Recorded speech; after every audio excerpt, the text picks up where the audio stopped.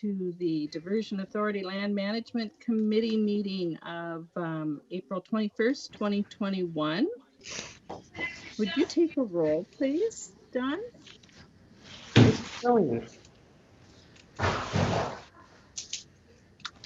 Mrs. Shirley? I'm here. Mayor Peterson? I love her. She's like Here. Mr. Grubb? Mr. Campbell? Here. Mr. Borboom? Here. Mr. Hendrickson? Mr. Olson? Here. Mr. Breitling? Here. Ms. Monjo?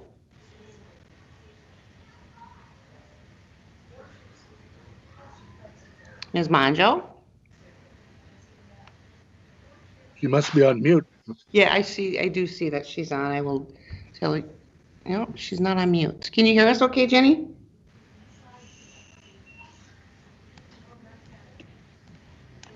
Mrs. Preston? Mr. Zimmerman? Here.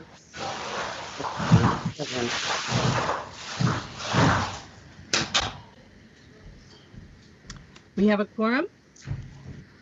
Yes, a quorum is present. Thank you very much.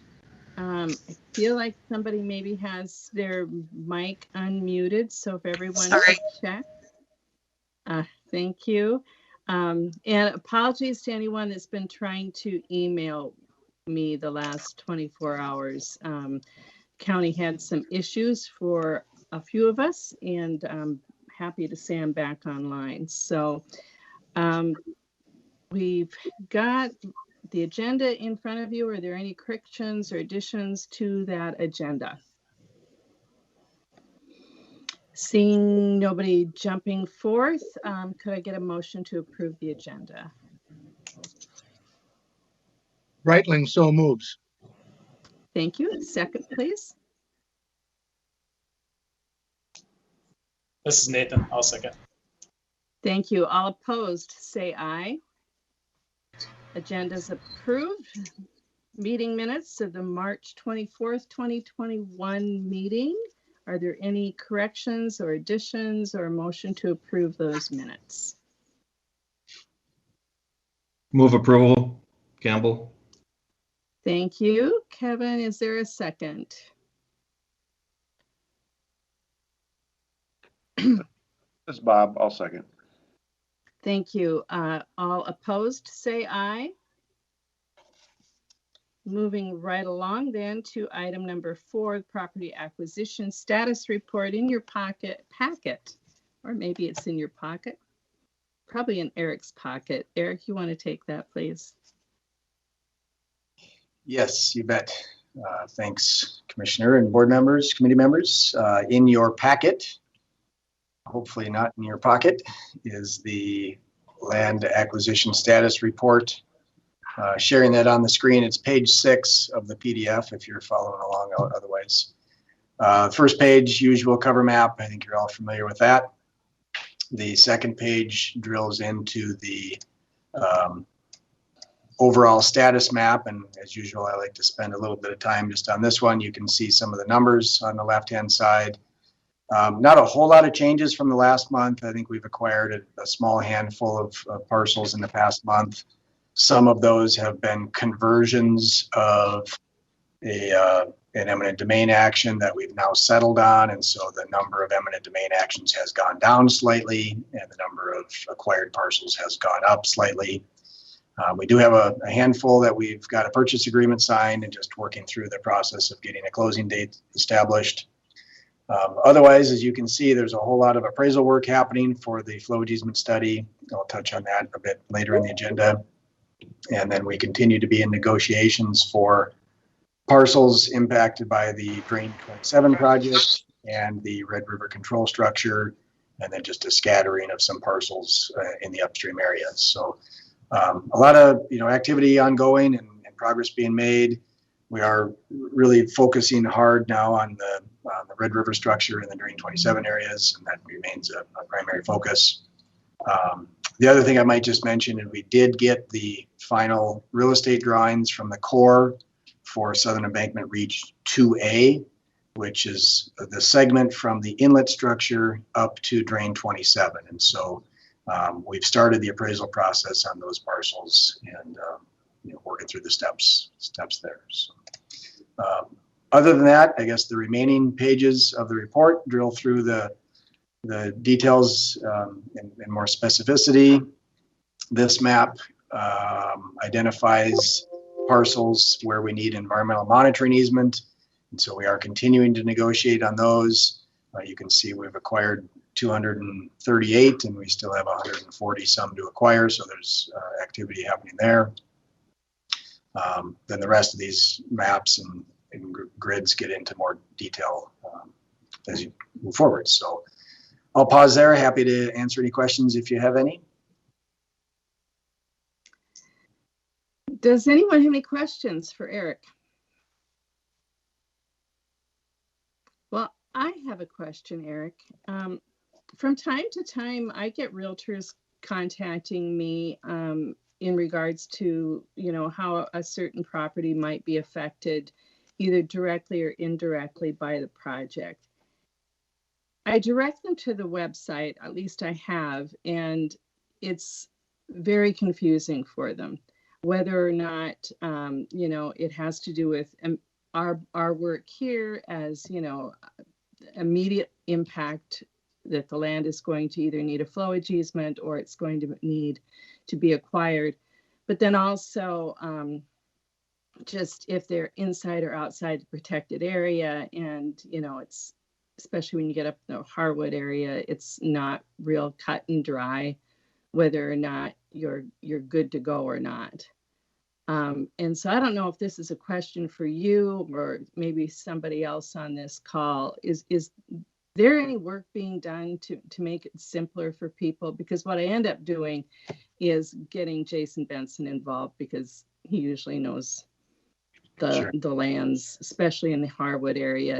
They want to know, does it flood? Are they going to need flood insurance? Are they going to need flood insurance 10 years from now? Do they need a flowage easement? It's just be really great if we had some way to direct people to the information that they need. And I think now that it's, getting to be more real, we're going to get more of those calls. Mm-hmm. Well, I guess a couple thoughts. I know the website does have an interactive web map. And on that interactive web map is the footprint of the project, and it shows all of the properties that are impacted by the project, whether they're in the footprint or whether they're in the upstream mitigation area.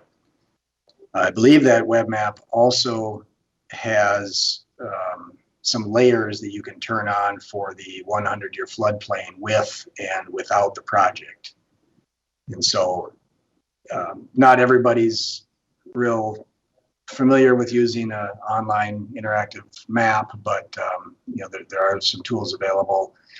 The other thing I would mention is we've been working with Jennifer a bit about doing some updates to the website and trying to add some additional map features to that may help in the regard as well, more of a sort of a digestible version of the map where it maybe doesn't require as much knowledge of GIS systems. So there's a few things they're working on there, but maybe the third thing I would just say is, flooding around the area is complicated. And so I think we need to be a little bit careful about trying to make it too simple and inadvertently giving somebody the wrong answer. I'm sure Nathan or Bob are more experts than me on that, and I'm sure they might, want to comment. But Jason, Bob, Nathan, as local floodplain experts from the local governments here, are certainly adept at answering questions from property owners, and we want to make sure we're getting them the right info. So. Okay, thanks. Anybody else? Madam Bob Chair. and Nathan want to jump in, or Jenny? Yes, please. Thank you. I have received a couple calls on landowners that are working with ProSource and kind of in the negotiation process. Their questions are, they seem to be confused as to when their specific properties will be up for discussion at our varied boards. And,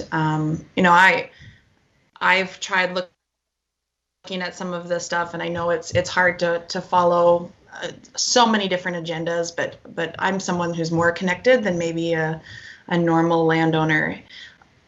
Eric, my question or maybe comment is that, is there a way we could let landowners know what a timeline of possible meetings in which we would be discussing their properties or properties similar, just so they can hear the discussion and maybe understand maybe how long or short it may take? Yeah, we can certainly do that. One of the things we've really tried to do over the last couple of years is direct all communications with property owners through their land agent. Not that we're, prohibiting them from talking with elected officials or, other folks, of course, but really trying to consolidate that communication thread so that there's some consistency. And the land agents have generally been, I think, quite responsive to property owners. So we can certainly work through our land agents to share that information with the property owners that they're working with. And then in terms of the process, it's been, I don't know, maybe since I think it was probably late October last year when we sent out a pretty wide scale mass mailing informing property owners in the upstream area what the game plan was. And in that mailing, we notified property owners that if they had a structure site in the upstream area, we were going to be working to do an appraisal starting this spring.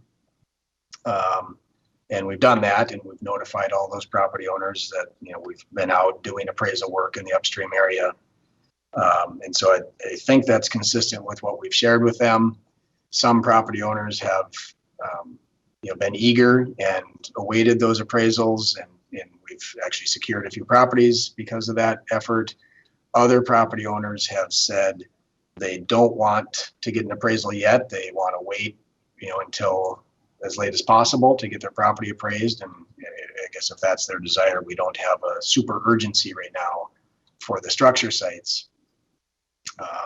In that correspondence back in October, we also informed them that we were hiring Crown Appraisals to do the phase 2 flow easement study, and that was expected to take much of this year.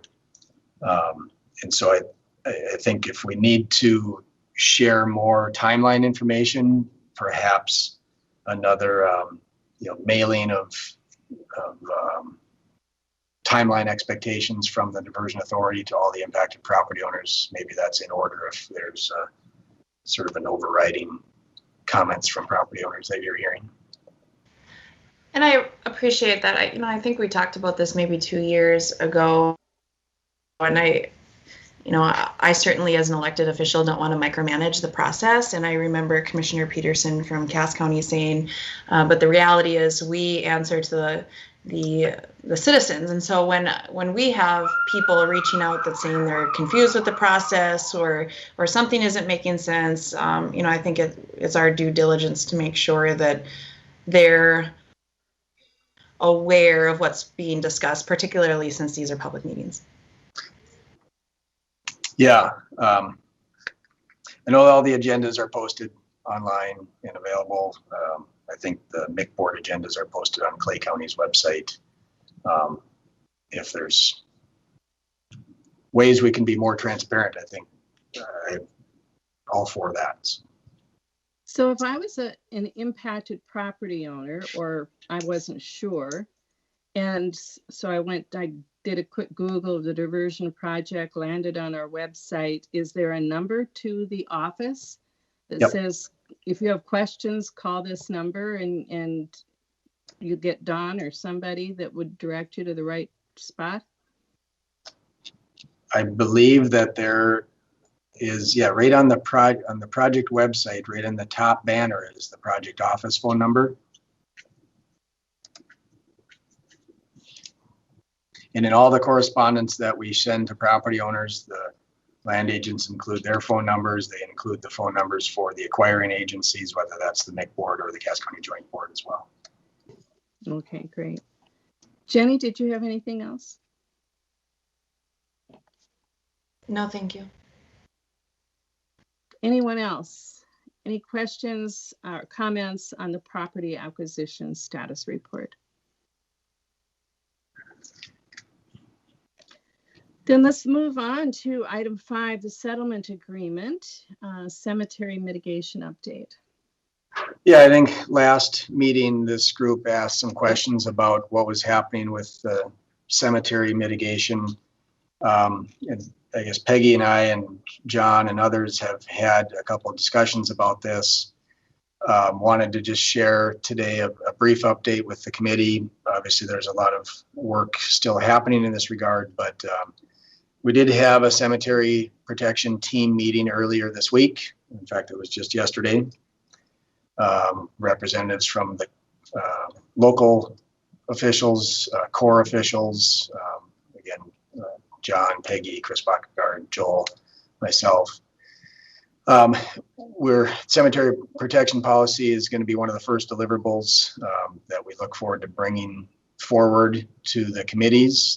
It's scheduled to not be delivered until early next year, although we had some discussion about trying to accelerate that now that the settlement agreement is behind us, and really some motivation to capitalize on the activities with the project. So we're looking to accelerate that.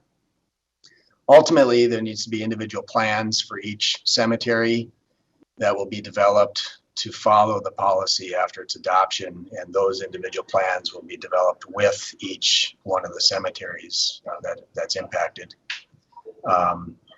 Per that settlement agreement, we're supposed to provide updates every 6 months to the upstream Rich and Wilkin JPA, on the progress of those cemetery plans, and then ultimately those plans need to be implemented prior to completion of the project or prior to operation of the project. And so that, as we know it today, that's 2026 timeframe.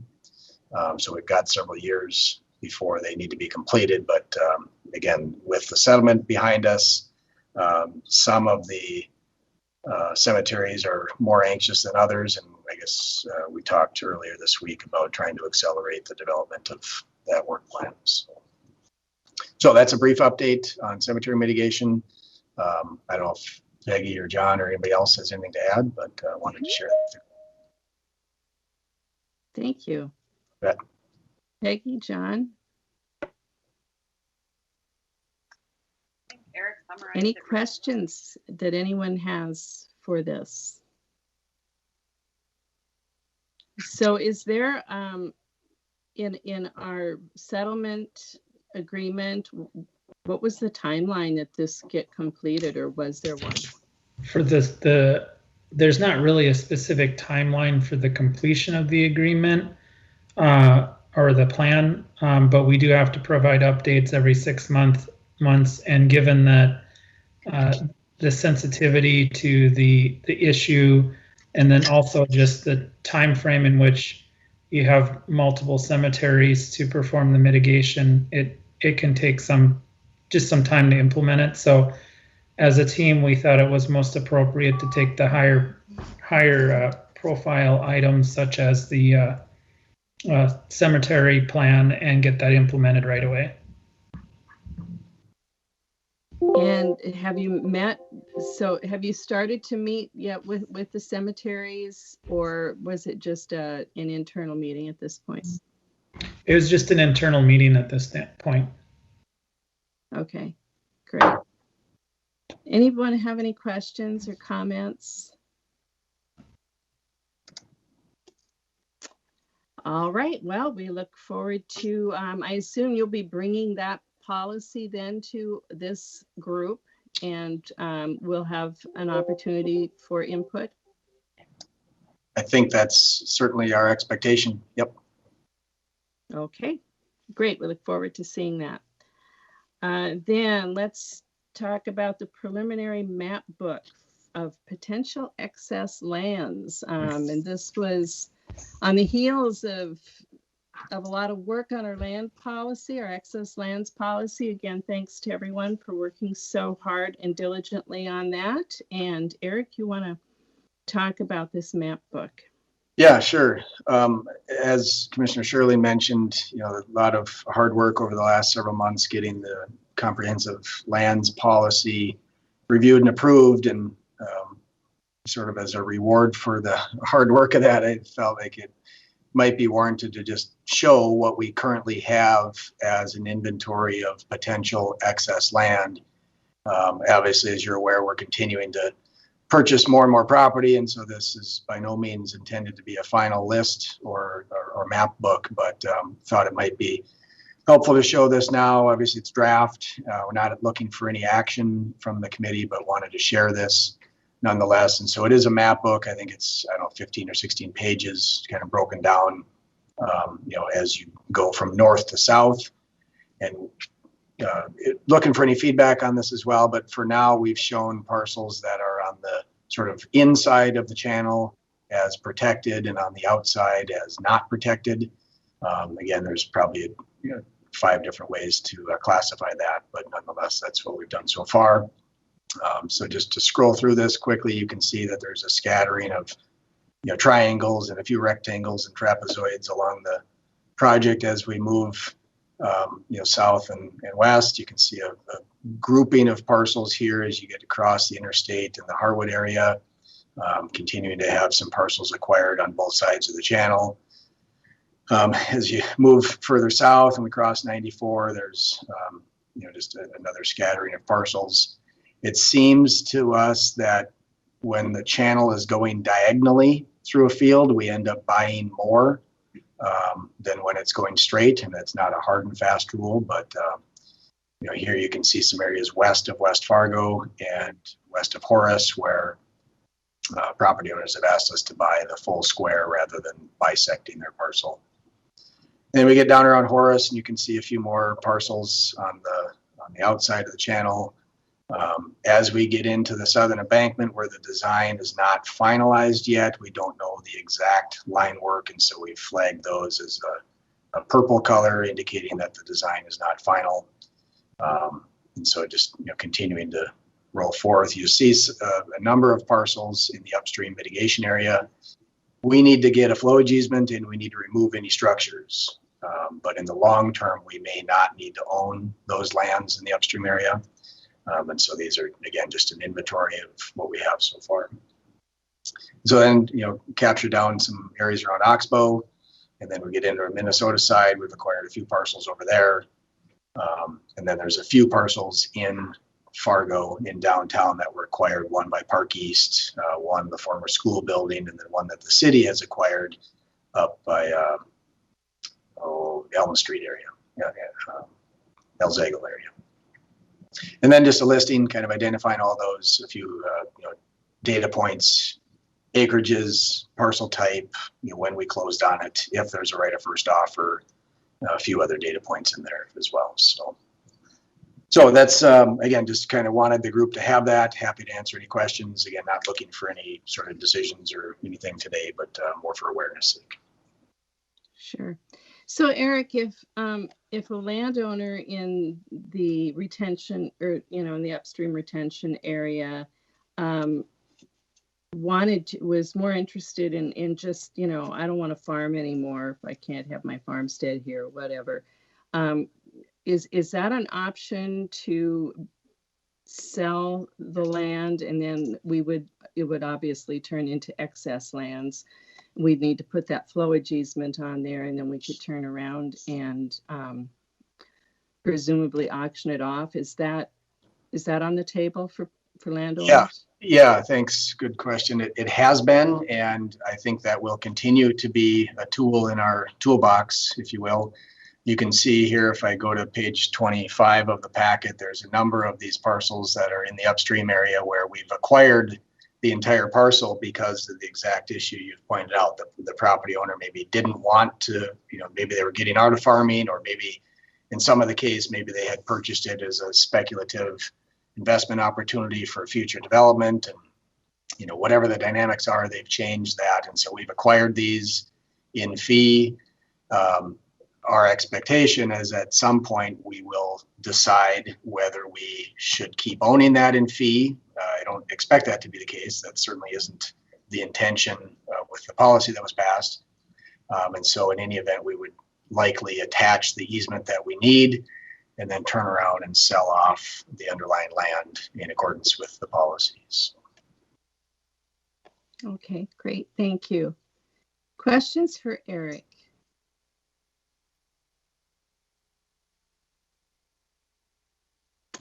Quiet group today. Okay, anybody else have any comments on the excess lands map book? Thank you, Eric, for that. I think it's interesting to see. Okay, let's move to item number 7, the update on the flowage easement study. Yeah, so I think this group is aware the Diversion Authority retained Crown Appraisals to do the phase 2 flowage easement study back in January. We've been working with Crown on that effort over the last several months. There's roughly 550 parcels included in that study, and so quite a bit of work. They will ultimately need to visit with all of the property owners as part of the appraisal assignment. They're also gathering and reviewing all the final hydrology data and mapping from the project, and feeding that data into their analysis or their algorithms that were they developed in phase 1, and that those algorithms included a regression model, kind of a fancy statistical model, some paired sales analysis that they had looked at properties down in Missouri where there were some flooding events that were comparable to what we're facing here, and then also some data up in the northern Red River Valley. And so that market data they found in phase 1 is being paired up with the specific information on our project for phase 2. One of the things that in the study that we've in particular been working with Crown on is trying to develop an educational video just explaining the appraisal process. And that educational video is really summarizing data from phase 1 and trying to share that educational material with property owners so that when Crown goes to visit with the property owners, hopefully they have some good baseline information and can really start digging into the details of their specific property. And so we're working on that video with the Crown team. Look forward to having that drafted and reviewed by Jennifer and team here over the next couple of weeks, and then sharing that on the project website and letting property owners have access so they can learn more about flowage easements and why we need to acquire them and the process of them being valued. So those are things that we've been working on. Happy to answer any questions on that, but I just kind of thought it was worthwhile of providing you an update on things, as that's certainly a big effort. And I guess maybe one other thing I should mention from a timeline standpoint, the expectation is that the phase 2 work, so the flowage easement values, should be developed late this year, and we'll be working towards setting up some strategies of how to share those values with all the upstream property owners, and perhaps holding some open house type events where people can come in, being flexible with them on timeframes, dates, multiple dates. So that might be an effective way to help share that information with property owners and try to get those offers out in a uniform fashion. So anyway, happy to answer any questions. And are those negotiable? That's a great question. Our process is we do an appraisal and then we negotiate with property owners. We have a duty to negotiate as part of following the statutory and federal processes. And so I think we certainly need to discuss that.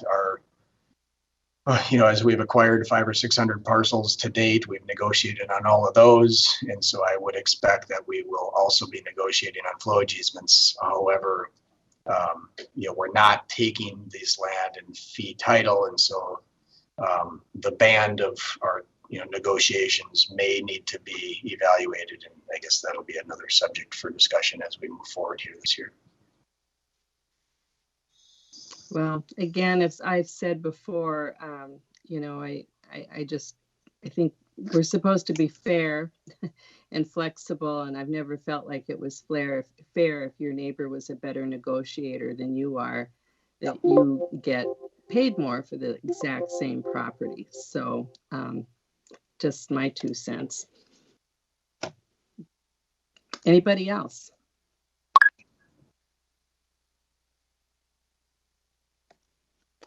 Okay, thank you. Then there's the usual committee update for the DA board. I don't know if you had anything else you wanted to add. No, I think you guys can see what's on the slide there. It's just kind of a snapshot of what we've been working on and something you can share with the board tomorrow. Okay, thank you. And Roger, do you want to give me an update on what you've all been up to at the county?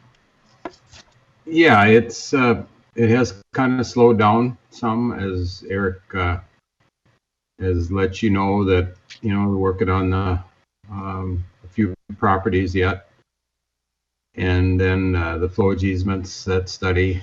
So things have kind of quieted down a little bit. Quite a bit shorter meetings, which is welcomed, I think. But really no issues at this time. Thanks. Okay. Mary, this is Roger. Yes. This is Commissioner Breitling. I think that everyone should be mindful of the fact that whenever a property owner is being dealt with by the joint board, that they're invited to attend and be part of those meetings consistently. And some of them do. Some by representation with attorneys, and others by simply appearing themselves. But the board has been bent over backward to try to deal with them directly at board meetings.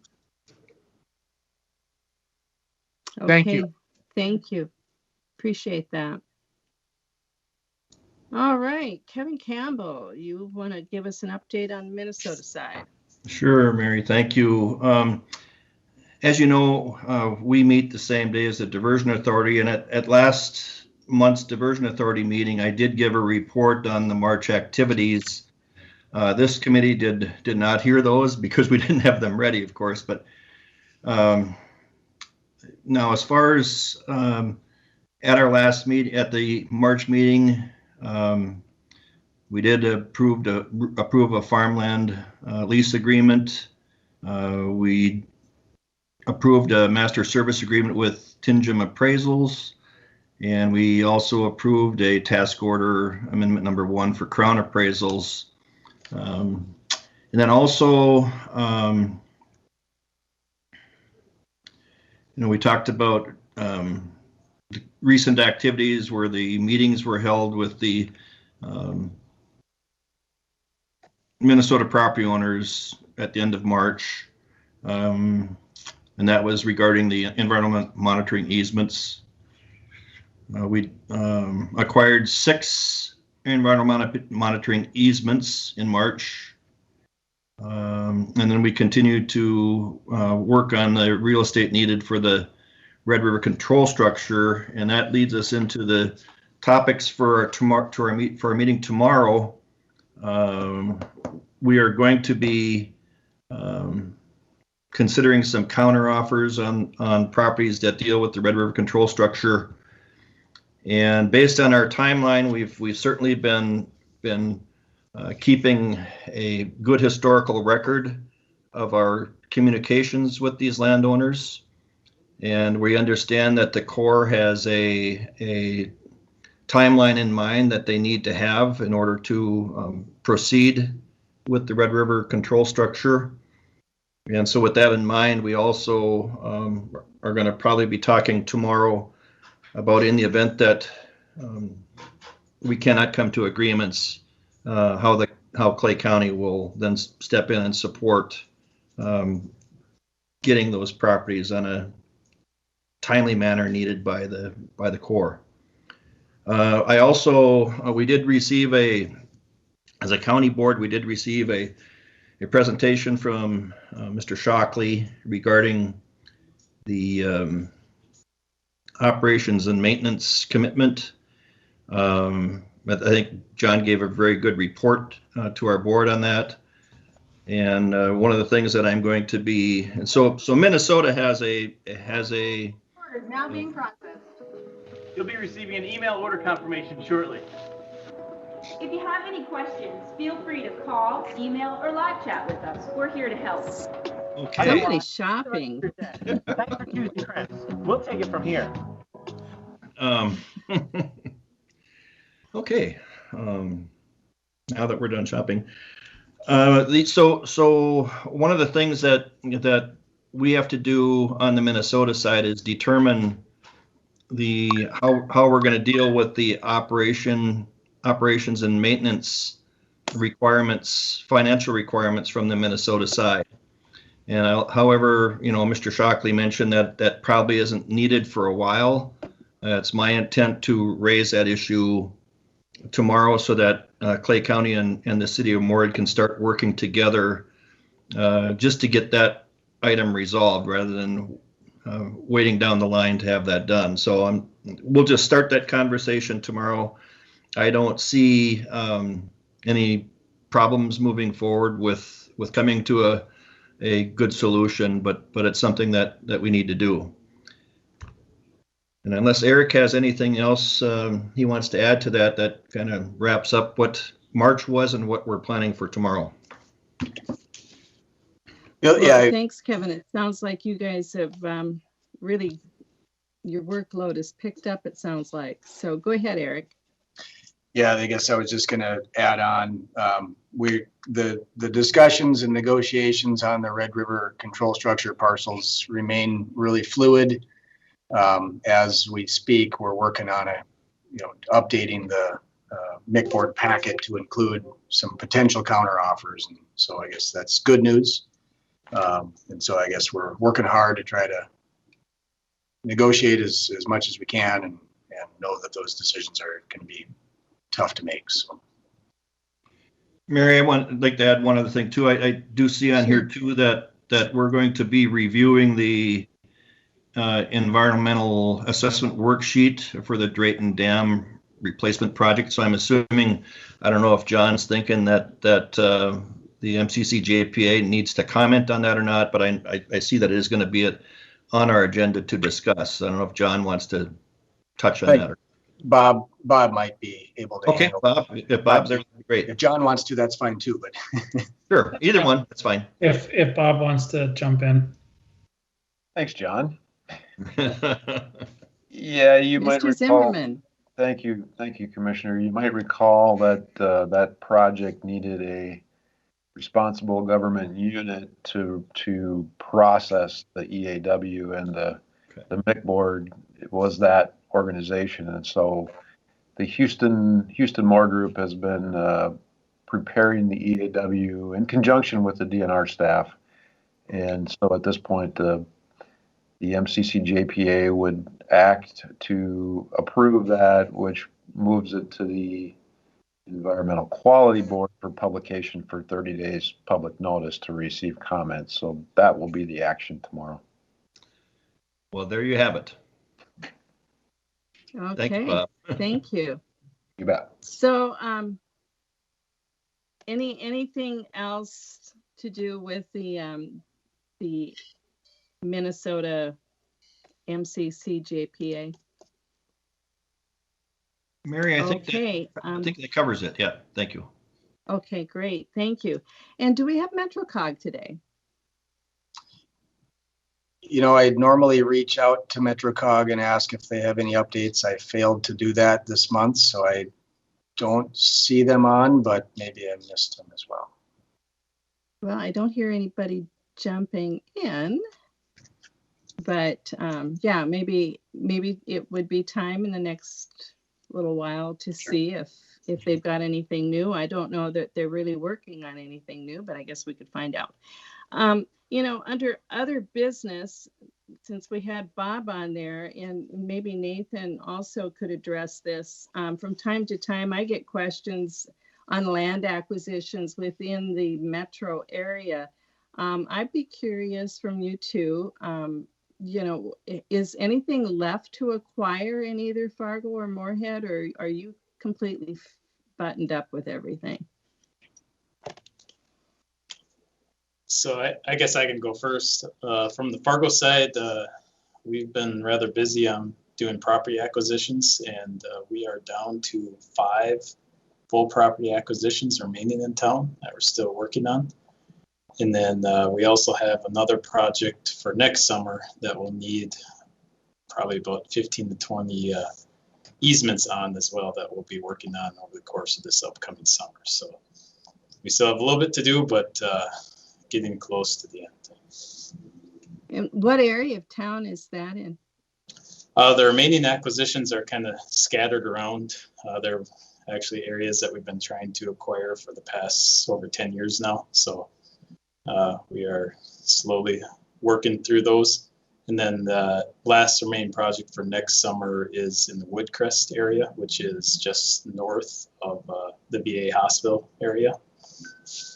So we've been working with those property owners over the course of the last year already, and due to other projects going on this summer, we shifted their timeline for the construction to next summer. So we'll be working with those property owners here this summer. Great, thanks for that. How about you, Bob?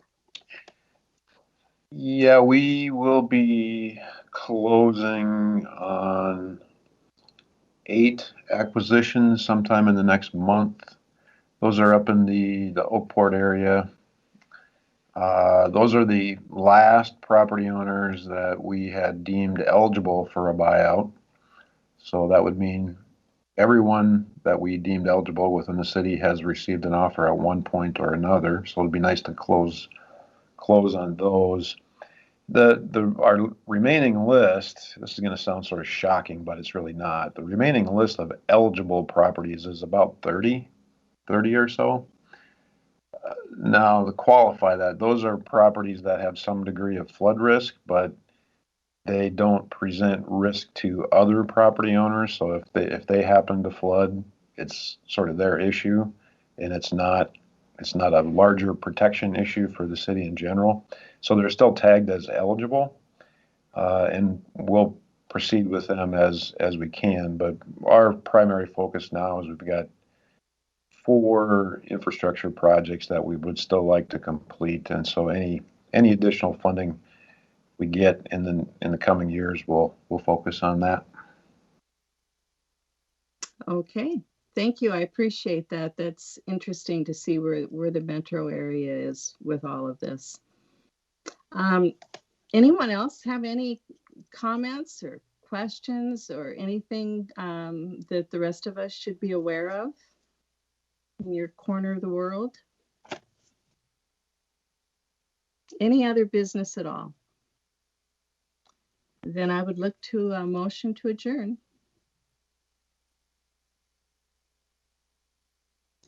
Reitling so moves. Thank you, Dwayne. Campbell second. Is there a second? Thank you. And we are adjourned.